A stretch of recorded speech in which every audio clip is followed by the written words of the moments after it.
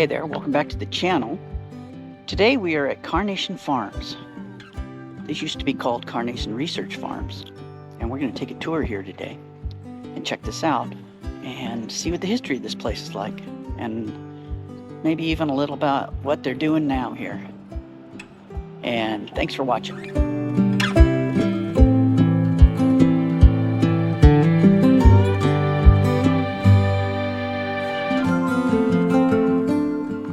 So this used to be owned by the Carnation Corporation and was where they did all their research for their feeds and that kind of thing. And back in the 70s, all the school kids used to come here on a tour. It was like a rite of passage in the elementary schools around here. So anyway, this should be interesting. Okay, that was half of the hill we're climbing today. How's everybody doing? I'm out of breath. I wasn't even talking. Woo. All right, everyone. I am Olivia. Welcome to Carnation Farms. We are standing on a piece of property that has a long and varied history, but also has been at the leading edge of dairying technology, science, and research when it comes to farming, sustainable practices, and now with regenerative being our mission as a nonprofit. From where we stand here, you can look out across the floodplain, and almost everything the light touches is Carnation Farms. So someone asked, what about the farm with the black roofs? That's not us, we are red roofed. We are the red roofed farm. And we do have 818 acres, which behind this tree-lined lane is where all of our organic fruits and vegetables are grown. There's 12 acres back yonder. You can also see some creatures out in the field from here. Those are a couple of our herds of sheep, which we raise for fiber and meat production.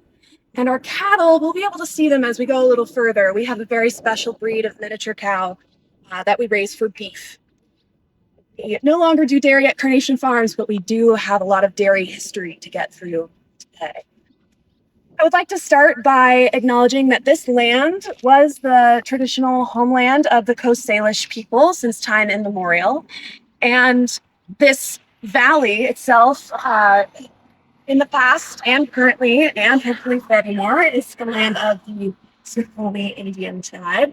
And we have been building a great partnership with folks from the Snoqualmie Indian tribe. They come out here and we talk about our cedar forests together. They teach us about our wapato growing in the ponds. And we have discussions about our salmon out in the river. And we have a great building partnership with them, and we're happy to learn from them and teach them what we know about farming as well. We have every couple of months a great meeting where the farmers and the tribes people come together, and it feels very traditional and very special. And we're happy to be leading that relationship. So then that brings us to the early settlers who started coming here, the first non-Indigenous settlers in the 1850s. I am going to look at my notes for numbers. Okay. In the 1850s, the first non-Indigenous settlers came to this area and they noticed, wow, this is very fertile soil. This is an incredible place for farming and for timber. If you can imagine this whole valley, it was filled with trees until the dairy days when those trees were cleared. In the museum, we have some great pictures of how that whole process was done, so we'll get into that. For a short amount of time in the 70s and 80s of the 1800s, hop farming became really popular here. You may have heard of the boom and bust of the hop farming. And around that time, the first lumber mills were created along the Snoqualmie Valley. And at their peak, there were 12 lumber mills up and down the area where they would cut and clear the trees, put them in the river, send them down to Everett and to the Puget Sound. Until 1890, the first railroad lines were put in. And at that time, they could send lumber not just down to the Puget Sound, but over the Cascades and beyond. And that's what really connected this valley to the rest of the world. But why is this farm here, in this exact spot, in this kind of hill floodplain area? Well, the founder of the Carnation Company, Elbridge Amos Stuart, in 1899, bought the Pacific Coast Condensed Milk Company in Kent, Washington. So he came up here from California. He started working this condensed condensery and realized, I need better milk. I need more milk. I need to have the best milk of all time. So he decided to purchase some farmland. He had a friend in the railroad business, and his friend gave him a little hint that in the Snoqualmie Valley, there would very soon be a railroad built on the other side of the river. That tree line right there is the river. Just on the other side, railroad tracks were about to go in. So this tip-off from his friend in the railroad industry, he sent his, I don't want to call them minions, he sent his accomplices up here to purchase this land, sight unseen. It was a very tiny piece of property down behind those trees, cattle waist deep in muck and mud. And by the time he came up here 2 years later to see what his friends purchased for him, he was severely disappointed. He stood down there and he looked up at this hillside and he thought, that is what I want. And that is where I want my cows to be, up out of the floodplain with dry clean udders for pure, clean milk. Contented, in fact, so that they could get out of the floodplain. Let's see. And he imagined that if he could have the best of the best cattle in the world, they would produce the best of the best milk, which would be sent to his condensery, and he could sell the best of the best milk in a can worldwide. But at the time, those were just dreams. But let's see over yonder what happened next. All right, here we have the statue. Has anyone heard of or seen the statue before? Oh, yeah. People driving by come to see the statue, and that's in her She essence. died. This is Possum Sweetheart, as she was lovingly called. You can see the name on the plaque here. It's not Possum Sweetheart. She was in fact named after her forefathers and foremothers. And to pronounce it, I have given myself a key. C.Gis Peter G. Prospect. C.Gis Peter G. Prospect. Those are the names of her sire and dam. And what's special about this cow is this cow was a record-breaking cow for its time.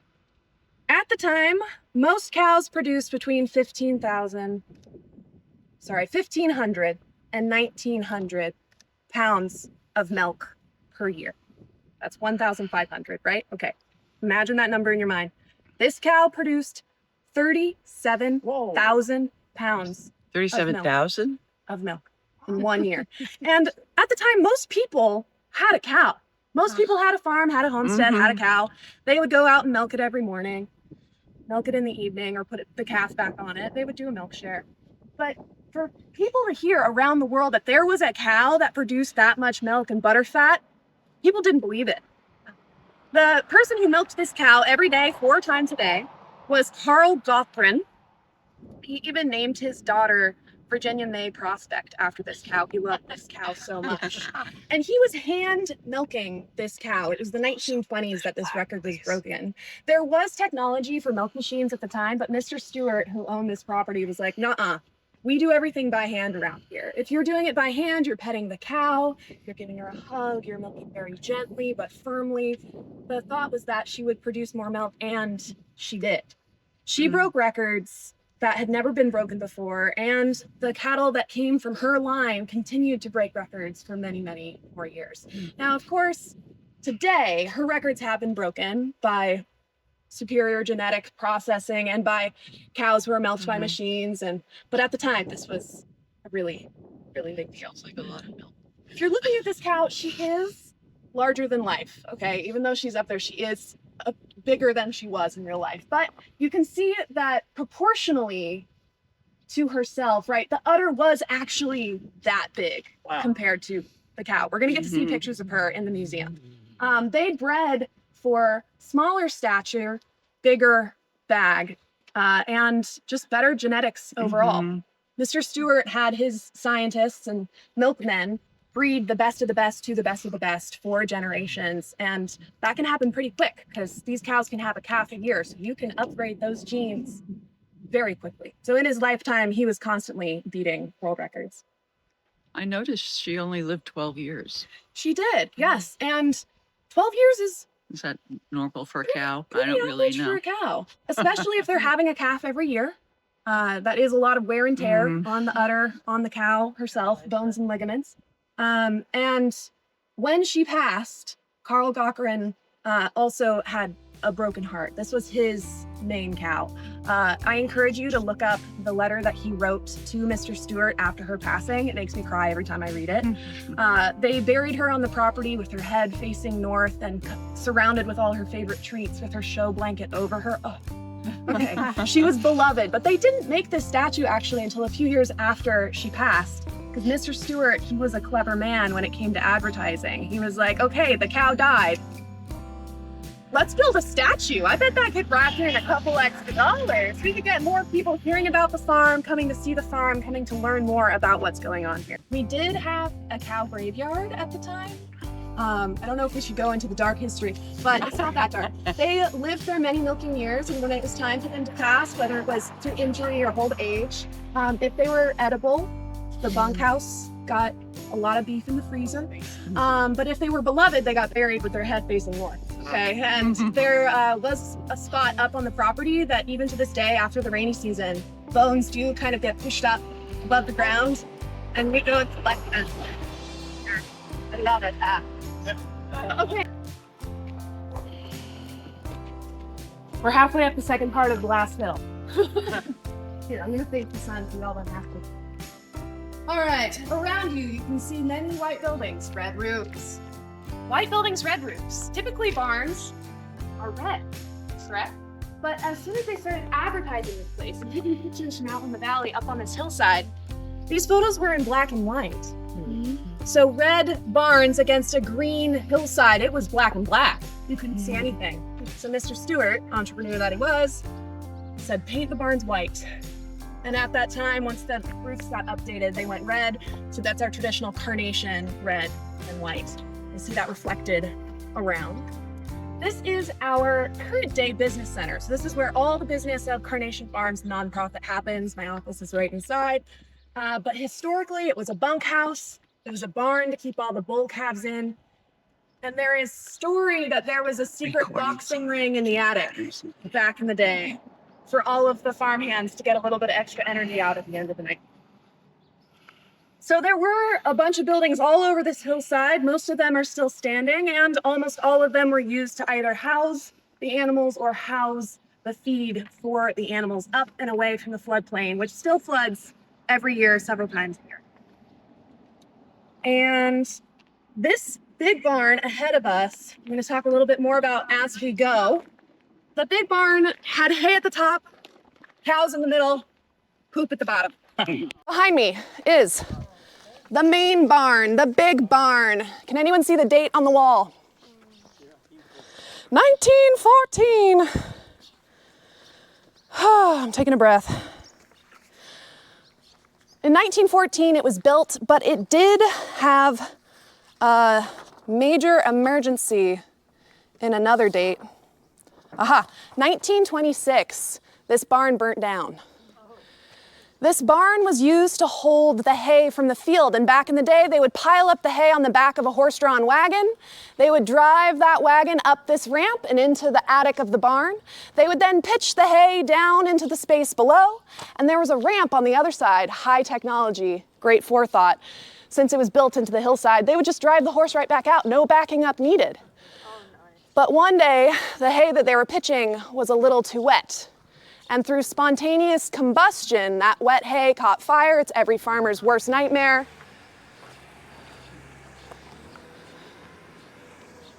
And the whole barn went up in flames. And it was a very lucky time because all of the workers were in the bunkhouse just finishing up breakfast. So as soon as the alarm set off, every farmhand grabbed a bucket and started bailing. People went in, grabbed the cattle. All the cattle were saved. All the cattle were in these finger barns here.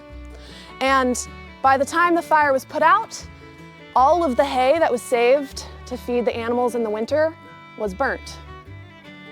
And they needed to go back out into the field, harvest all the hay, and they needed a barn to store it in. It took them 6 months to rebuild this barn, which is really fast.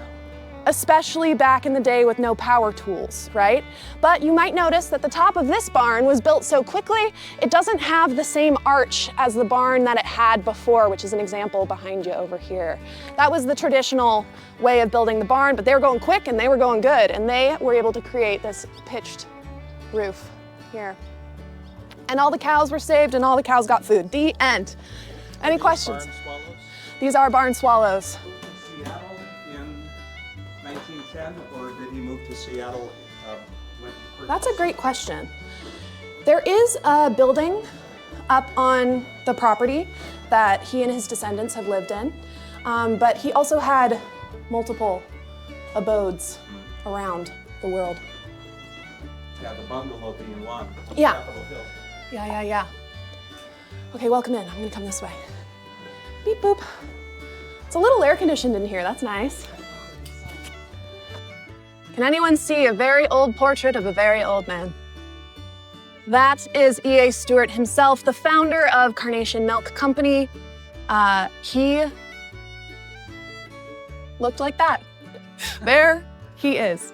And he loved this place. There's a lot you can say about E.A. Stuart. He was a businessman, he was an entrepreneur, he was a loving father, family member, and loved this place. Someone asked, did he live here? Did he live in Seattle? He had multiple homes throughout his life. He did live here for part of it.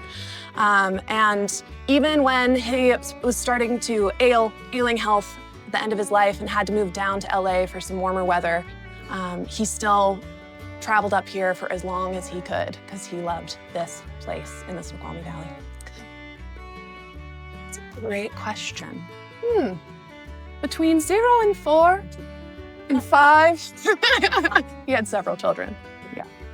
Okay, we're going to make our way into this first area, and we're going to kind of stay clumped near the curtain because there's some pictures here I want to talk about. Come on in.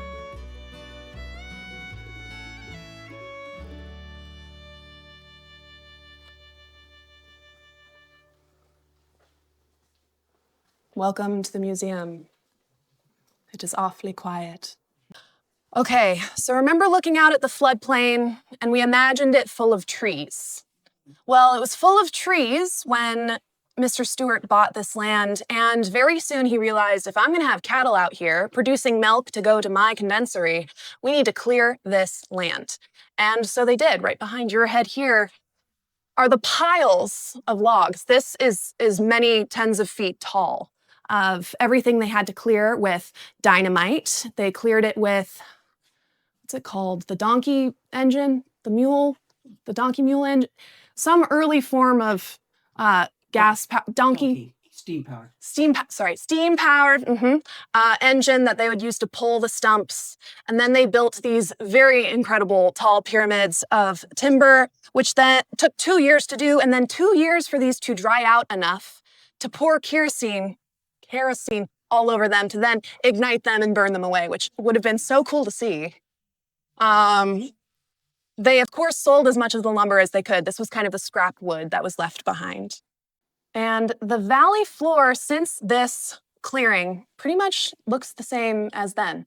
The grass immediately, if you look behind you, they got cattle on it from 1912 to 1928. This is a little bit of what the farm looked like. In the top left is the original homestead on the hill where we're standing now. Some of the early buildings, as well as you can see to the right is the ferry that they would use to get cattle and milk across the river to those railroad tracks. Down yonder, you can see where the statue was unveiled, all of the people that came to see, early photos. I'm gonna kind of scooch along here.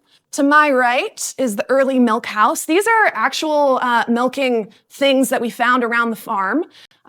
You go into a barn around here and you'll find the darndest things. We're still finding the darndest thing. We just found a state-of-the-art kitchen tool that had been in a barn for who knows how long that we were actually looking to purchase. So pulled it out, dusted it off, plugged it in. It's going great. You can see, which one is it? It's the middle one. It's a centrifuge and a butterfat spinner, which they would put the milk into that middle one, spin it, and the butterfat content would come out, and they were able to weigh that. So on Possum Sweetheart's sign, it said she had a certain amount of butterfat. This is how they would start to calculate that butter fat by spinning it out. From the beginning, Condensed Milk is the company that was purchased. So Yes. is that what they attempted to focus on?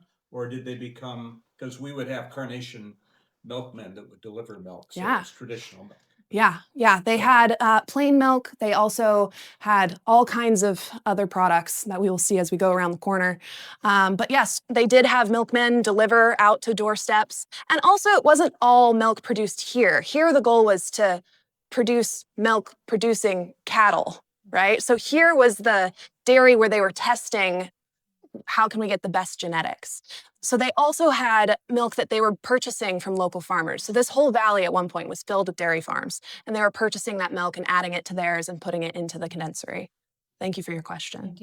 This is a display of what it would look like if you were coming to visit Carnation Farms and pet the cows, learn about the genetics, all of the things when the dairy days were in their heyday. Also, when they would take cattle to different state fairs and to different exhibitions, they were at the World's Fair, they would take these signs with them.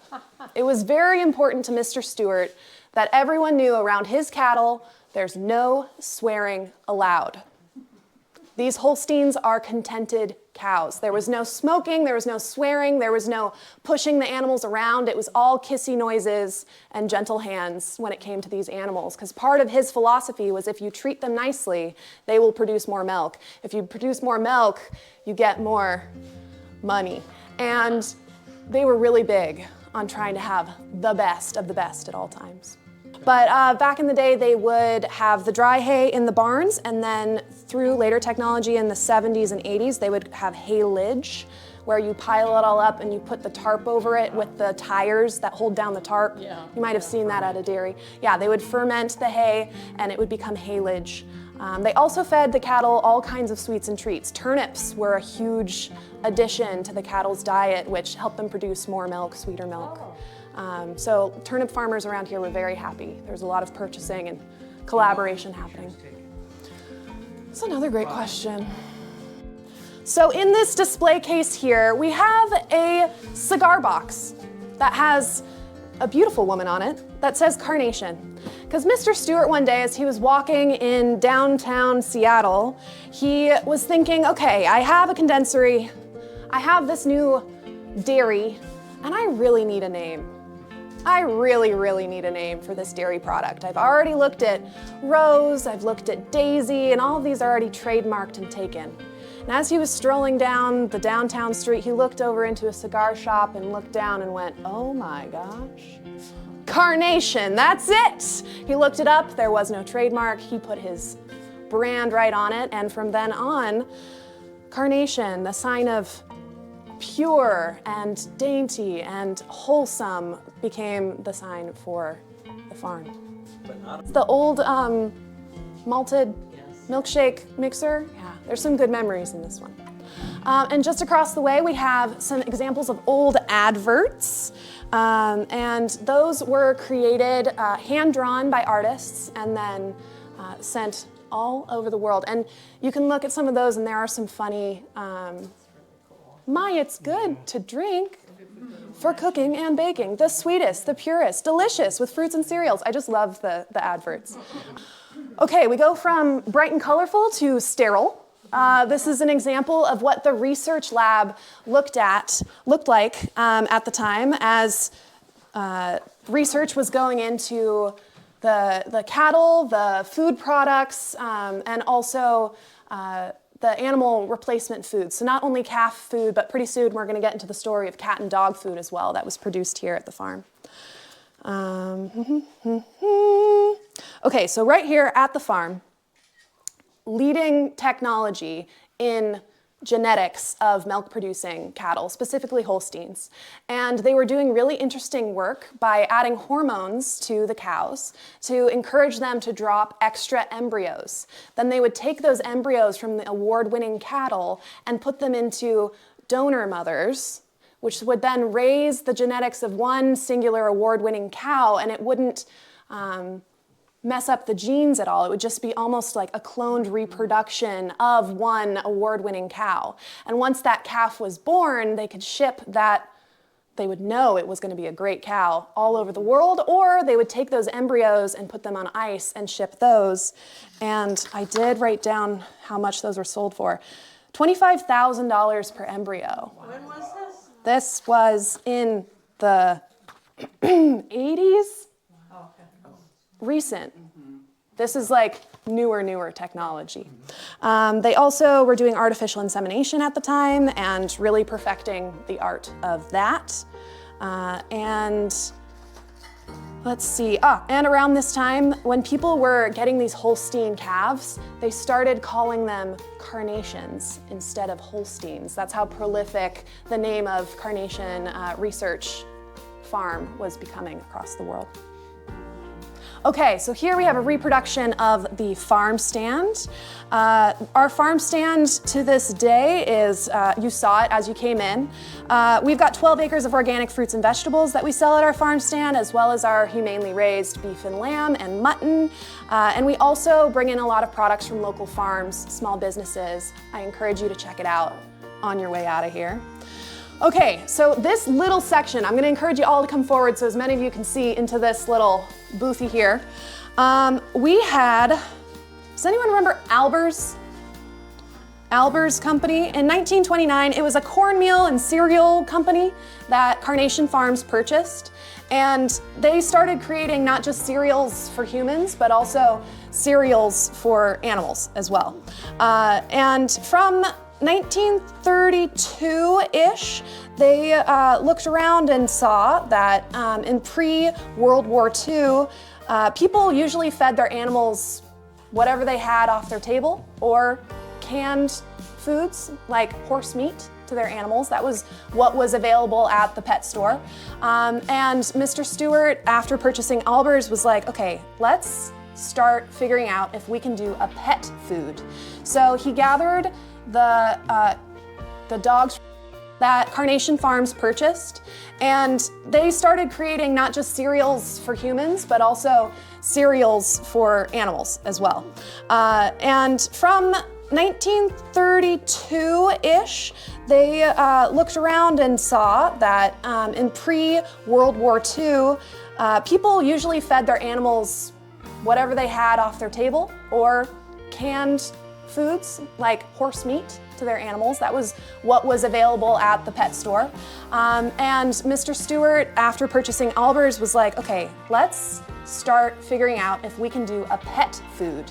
So he gathered the dogs from the pound, the cats from the barns, and started trying to create the best cat and dog food ever. Because Mr. Stuart, what we know about him, he wants the best of the best of the best at all times. So with the cats and dogs, he started feeding them this food from puppyhood or kittenhood all the way through adult. He wanted a fully formed food. They didn't have to give them different foods when they were young and they were old, and he wanted it to feed both cats and dogs. So that's when Friskies was created, a complete dog food, and then in the corner it would say, and cats too. So you could feed your animals this food. And then pretty soon they realized, okay, cats and dogs need different foods. And so they created, up top of the property, the kennels, where they had, let me see, how many dogs? 350 dogs. And down below at the farm near our vegetable production that we now use for all our storage of our tools and things, they had 500 cats. And you might think, okay, that's a lot of cats, that's a lot of dogs, that was probably really loud. Yes, it was. People driving by could hear the dogs, and they put the cats far enough away. Mr. Stuart did not like cats. Far enough away that no one could see them or hear them. But these animals were really well taken care of, and not only, like, it sounds crazy, like food testing, but really they were testing to see how healthy they could be, how long they could live, how many puppies and kittens they could produce, and they were taken out on long walks and training. Maybe not the cats, long walks, but they were very beloved by the people who were working with them. And in this little cubicle as you go by, they were award-winning, because Mr. Stuart couldn't just have the longest living cats and dogs, he needed the most award-winning cats and dogs. And in fact, one won the Westminster Dog Show. We're gonna make our way to the carriage room. As we go, check out this blueprint of the church. You might recognize it from downtown Carnation. We got a couple stories here, and then we're going into the carriage museum. Really cool picture in this dark corner right there. There is a cow and 24 of her offspring. This is one of the cows where they increased her embryo production and transplanted those into different cattle, and they were all born within a 2 or 3 year period. It's really cool if you want to go up and check it out. We also have the $1 Million Bull. I don't know if you've heard of King Sylvia. Let's see, where is he? This one right here, King Sylvia.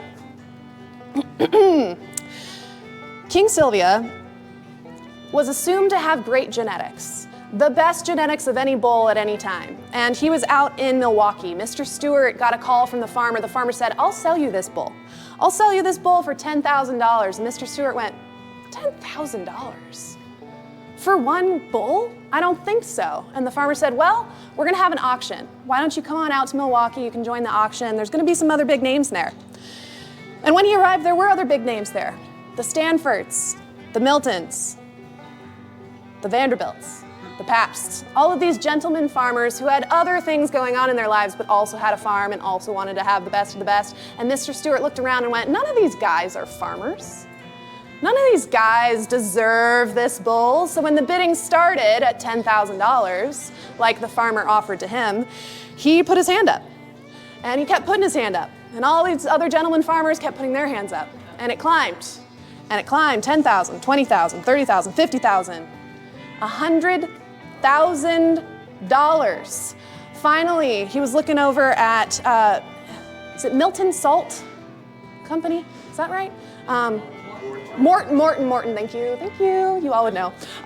Morton Salt Company, he was staring into the eyes of Morton, $102,000. He went, 106, and sold this bull, King Sylvia, $106,000. I did the math, that's $2.5 million today. Could have got him for $10,000.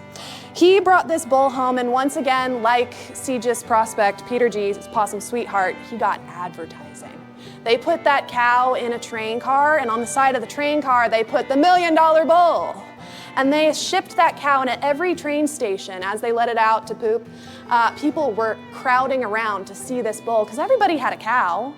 Everybody knew that this was insane. He was insane, and this was the most publicity that he had ever gotten as Carnation Farms, and in fact, vaulted Carnation Farms much further and farther than ever before. Interestingly, this bull produced some cattle that were just so-so. Just so-so, and he only lived 2 more years. He got a scratch, got an infection, and passed away, and in fact, this is a good thing, because those cows were so-so. And if we kept him and kept breeding him, the whole line could have been altered and skewed and bad. So thank you, King Sylvia. King Seegis, where are you at? He's up there. That ornery bull was in a farmer's field nearby. And Mr. Stuart was going to buy some of the cows, and the farmer said, I'll throw in that bull for free. If you can catch it, you can have it. And Mr. Stuart paid 2 of his farmhands $2.50 a piece. So that's a $5 bull to go out and catch that bull. Catch that bull they did, and he was the best producing genetically of all time in the history of this farm for $5. Thank you, King Seegis. We love you dearly. And he lived a long time. I heard from the historian that he has memory of people knowing that that bull was in the basement of this barn. You could hear him night and day, knocking walls, kicking, lowing, making all kinds of racket. He was an ornery bull, but he goes down in history. I think he should have a statue. I don't know what it is. All right, everybody come on in and gather around the Disney truck. Do we have any Disney fans? This is our final stop of the tour. If you're feeling anxious, you can head out. We got 1 minute. We're gonna take more than 1 minute. All right, the Disney truck. We have Disney fans from all over that come just to see this vehicle. Okay, this is a Model T, Ford Model T from 1950. It was parked in front of the Carnation Cafe in downtown Disney in LA until the 90s. And it was on Main Street. It was built at a 3/4 scale. If you look at it, it's not quite full size because everything at Disney is built 3/4 scale. And there's stories of Walt driving this down the lanes and getting stuck in the trolley lines on the ground. In the picture, 1950? yeah, this was 1950. In the picture there, you can see 1955. Disneyland didn't start till 55. This is the 1955 grand opening. So I think this was built 1950.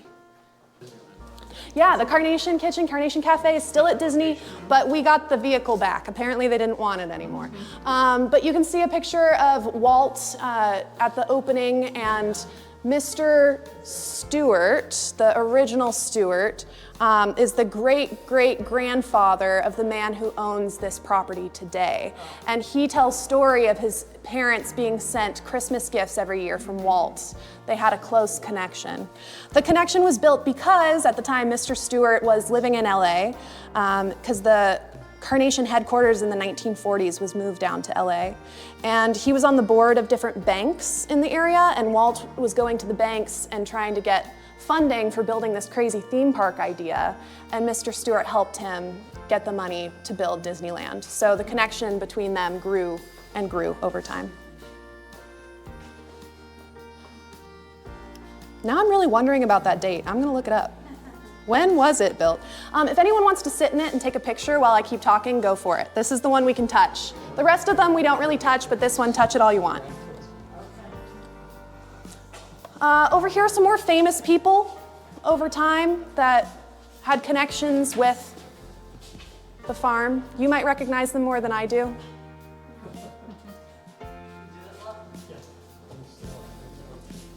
All right, so over here we have a display about horses. We are in the horse room with the carriages. Mr. Stuart liked horses just okay, but his wife loved horses. So he built her the hippodrome. Here's a picture of it here. I welcome you to come back in October. We have a harvest market in the hippodrome, and you can explore more of the grounds on that day as well. Everything is open. October 11th, write it down. And the hippodrome back then didn't have a wood floor and nice weddings in it. At the time, it had a sand floor and amphitheater seating outside of it. And people would come from far and wide to show off their horses and show off their carriages. And they weren't really racing.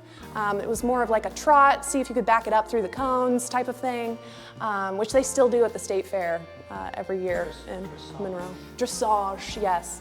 And of course, he couldn't just have any horses, he had to have the best of the best horses. So horse genetics, racing horses, prancing horses. I don't know much about horses, but he had them. And they were housed here. There were stables up next to the dog kennels. So imagine the horse stables, the dog kennels. They didn't quite overlap in time, but they were all up there. Along with horses, they also had all kinds of animals to feed the farmhands that were here at the time. They had pigs and sheep and goats, and they even tried to raise, not ferrets, mink for a while for the mink coats and fur production. He had a hand in everything and everything. Bridge the Third, this is his personal Model T, Model A, Model old car, Model A, thank you. And this comes out and drives in different parades and usually comes out during our markets.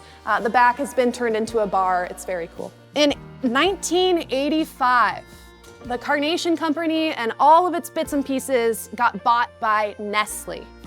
So Nestlé, since 1985, still to this day, owns anything Carnation related. So if you see the can on the shelf, that's a Nestlé can. And due to this, here at the farm, we cannot have any dairy products that are Carnation Farms anymore because of the copyright and trademark and all of that. So while we can't have dairy animals here anymore, that's why we do still have cattle, except this time just for beef. And we are, once again, like Mr. Stuart, trying to have the best of the best. So I encourage you, if you are a meat eater, to grab a pound at the farm stand down below and see if you like it and support Carnation Farms to this day. Okay, so when Nestlé bought it though, they didn't know that along with everything was this farm.